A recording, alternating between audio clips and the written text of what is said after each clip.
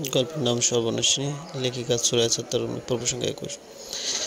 তীক্ষ্ণ মাথার ব্যথায় কুঁকিয়ে উঠল চীনা। হাতের বাঁধন শক্ত করে বাঁধা, দুই ঠোঁটের মাঝখানেও কাপড় দিয়ে আটানো। চীনা অন্ধকার ভয়ে কুঁকড়ে উঠছে। কথা বলার হাজার চেষ্টা করেও গঙ্গানের মতো শব্দ হচ্ছে।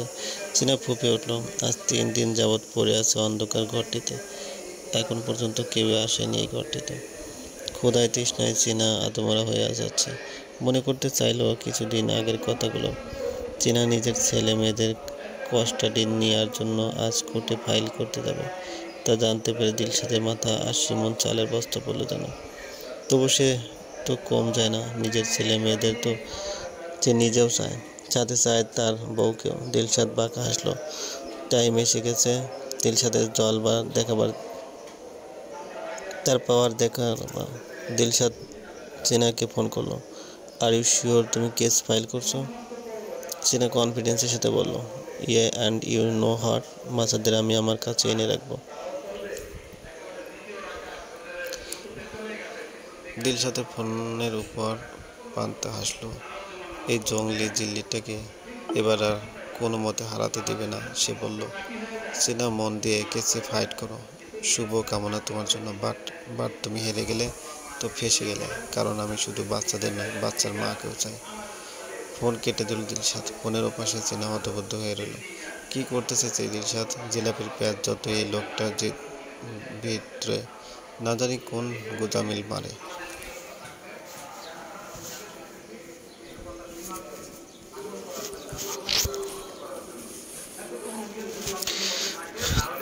তাহলে তো চীনাকে হারাতে হবে। তা কখনো সম্ভব না, একদম না। চীনা ঠিক করে ফেলেছে যে কোনো মূল্যে সে জিতবে। শুধু বাচ্চাদের নয়, বিয়ে নামক জঞ্জাল থেকে মুক্তি নেবে দিলশাদকে ডিভোর্স করে। দরকার পড়লে আবারও সর্বনাশিনী রূপ ধারণ করবে চীনা। কেটে কুচি কুচি করে ফেলবে দিলশাদকে। তারপর গুম করে দেবে চীনা। চীনা শয়তানি হাসি দিল, হো হো গো। দেখার পালা এবার কে জিতে আর কে হারে। চীনা হাতের ছুরি দিয়ে জোরে আঘাত করলো একটি তরমুজের ওপর। চীনা রাগে গজগজ করতে করতে রেডি হয়ে বেরিয়ে পড়ল আদালতের। সাথে সাথে ছিল লিলিয়ান আর লুবনা। লিলিয়ানের বড্ড মন খারাপ। সে মাকে পেয়ে যতটা না খুশি হয়েছিল, তার থেকে দুঃখ পাচ্ছে তার বাবা আর মমি আবারও আলাদা হয়ে যাবে বলে। সে তো দুজনকেই চায়।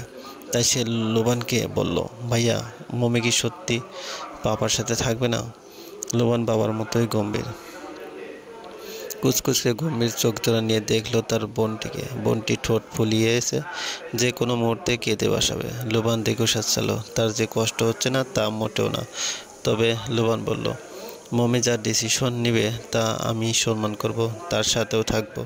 যাতে মমি খুশি সেটাই সেই করুক, তাই চাই। লিলিয়ানের চোখ জোড়া মুহূর্তে লাল হয়ে গেল। যে কোনো মুহূর্তে বুঝি কেঁদে গাং ভাসাবে। লিলি তার ছোট পুতুলটিকে শক্ত করে ধরে মুখ লুকাবে। লোবান বাহিরে তাকিয়ে রইল। তার বুকের ভিতরেও চলছে তোলপাড়। তবে সে কখনো তার মাকে জোর করবে না। লোবান জানে, যখন তারা বিদেশ থাকতো তখন স্কুলের ছেলেমেয়েরা তার বাবা নেই বলে খেপাতো, যার জন্য লোবান তাদের ধরে খেলাতো। তখন খুব কষ্ট হলেও চীনা কিছু বলতো না। সে চাইতো না চীনা এসব শুনে কিছু পাক, কষ্ট পাক। লোবানের চোখ জোড়া এবার জ্বালা করতে লাগলো।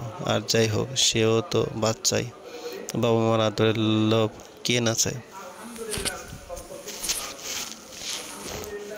ঘণ্টাখানেকের মাঝে কোর্টের সামনে এসে থামলো চীনাদের গাড়িটি। চীনার বুকের ভিতরটা ধড়ফড় করছে। একবার বলছে, চীনা ভুল করেছিস।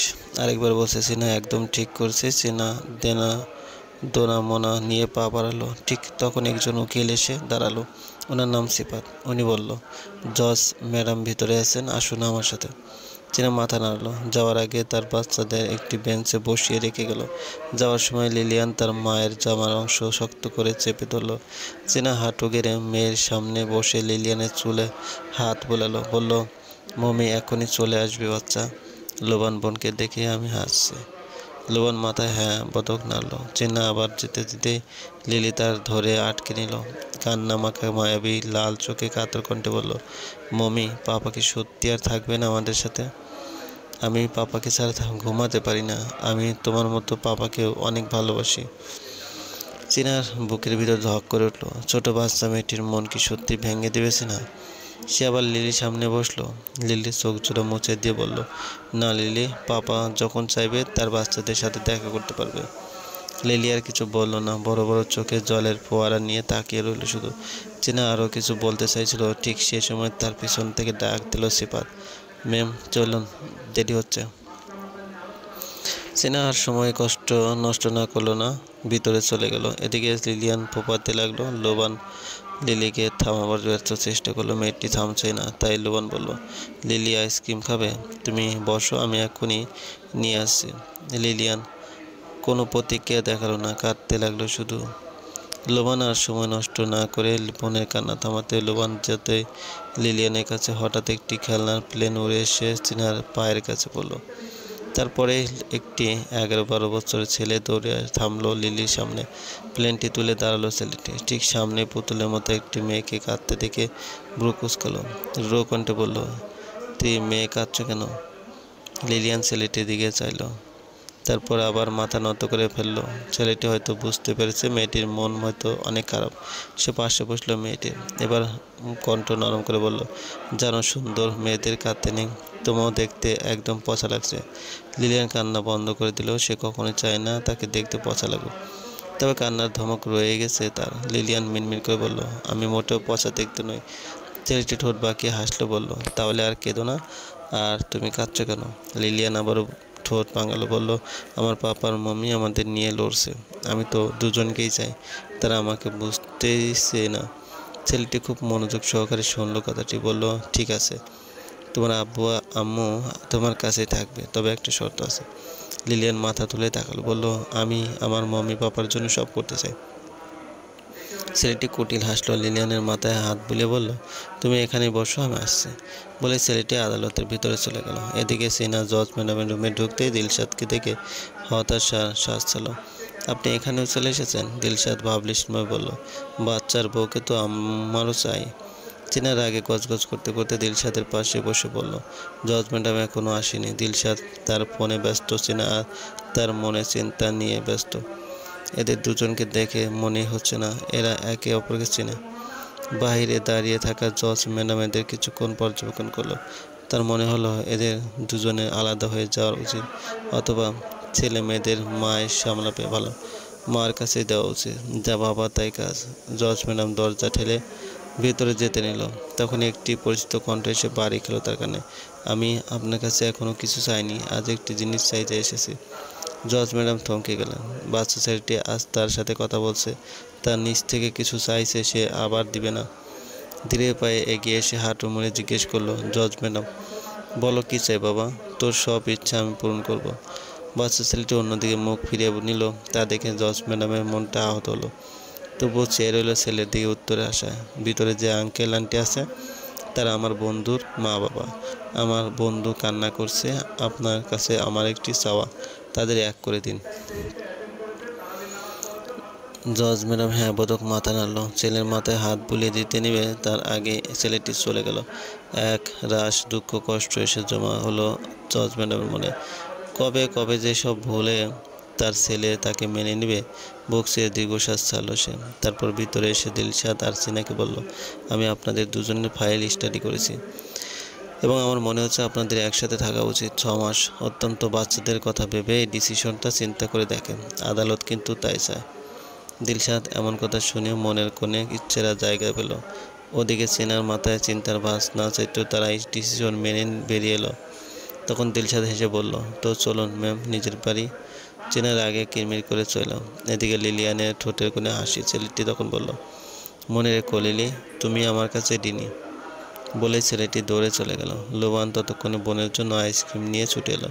বোনের মুখে হাসি দেখে স্বস্তি শ্বাস ফেলল। বোনকে আইসক্রিম নিয়ে দিয়ে বলল, এটা তোমার জন্য লিলি। লিলি ঠোঁট বের করে হাসলো। দিলশাদ হেঁটে তাদের কাছে এসে বলল, আমার বাচ্চারা চলো পাপার বাসায়। লোবান গম্ভীর মুখে বলল, মমিকে ছাড়া যাব না। দিলশাদ লোবানের চুল গুছিয়ে দিয়ে বলল, মমিও যাচ্ছে আমাদের সাথে, আজ থেকে আমরা এক পরিবার। দূর থেকে চেনা তার বাচ্চা তাদের বাপকে দেখে ভাবলো একটা সুযোগ তাদের সম্পর্ককে দেওয়া উচিত। চেনা কাছে এসে স্বাভাবিক কণ্ঠে বলল, তোমরা যাও, আমি পড়ে আছি। দিলশাদ বলল। চেনা পরে কেন? চলো একসাথে যাই। চীনা বলল, আমার কিছু কাজ আছে। বাকি আছে। আমি আসি অনেকক্ষণ পর, তোমরা যাও। দিলশাদ আর চীনার সাথে বেশি একটা পিড়াপিড়ি করলো না। যাচ্ছে তো তার বাড়িতেই নাকি, তখন দেখা যাবে কিভাবে তার কথা না শুনে। দিলশাদ মনে মনে ডেবিল মার্কা হাসি দিল। তারা চলে যেতে চীনা গাড়ির কাছে যেতে হুট করে কেউ এসে তার মাথা পিছনে আঘাত করলো। চীনা নিস্তেজ হয়ে পড়লো। যখন চোখ খুললো, নিজেকে এক অপরিচিত জায়গায় আবিষ্কার করলো। হাত পা বাঁধা অবস্থায় চীনা কাতরাতে লাগলো, কিন্তু নিজেকে ছাড়াতে পারলো না। এভাবে 3টে দিন কেটে গেল। ঠিক 4 দিন পর কেউ দরজা ঠেলে ভিতরে ঢুকলো। আলো আঁধারের খেলার মাঝে চোখ দাঁড়িয়ে উঠলো চীনা। এতদিন পরে চোখ মুখে আলো পড়তে কেমন জানি লাগতে লাগলো চীনা। যখন চোখ দুটি আলস্য হয়ে যায়, তখন চোখ কচলাতে কচলাতে চীনা সামনের মানুষটির দিকে তাকালো। আলো ব্লক করে দিয়ে থাকা ব্যক্তিটিকে দেখে চীনা বাকরুদ্ধ হয়ে গেল। ক্ষুধায় তৃষ্ণায় নিষ্প্রভ কণ্ঠে খুব কষ্ট বলল, আপনি? তার মানে এতদিন যা হয়েছে তার পিছনে শুধু আপনার হাত ছিল?